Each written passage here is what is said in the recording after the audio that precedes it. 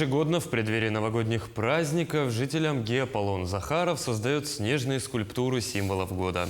Свою первую скульптуру он слепил в 2001 году по просьбе воспитателей детского сада, куда ходили его дети. С тех пор больше 20 лет мастер ежегодно делает фигуры различных сказочных персонажей и животных согласно символу года. В этом году снежные работы Аполлона Захарова также украшают административные здания и магазины в Амге. Ежегодно его снежные скульптуры пользуются большим успехом в соцсетях по всему региону.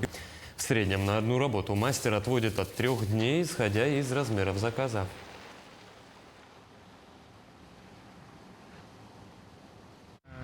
Так как наступающий год будет проходить под символом дракона по китайскому календарю, фигура дракона, конечно, колоритная, требует своих каких-то отличительных черт, но пытаюсь делать, в основном драконов в маленьком возрасте, более добрых, смешных.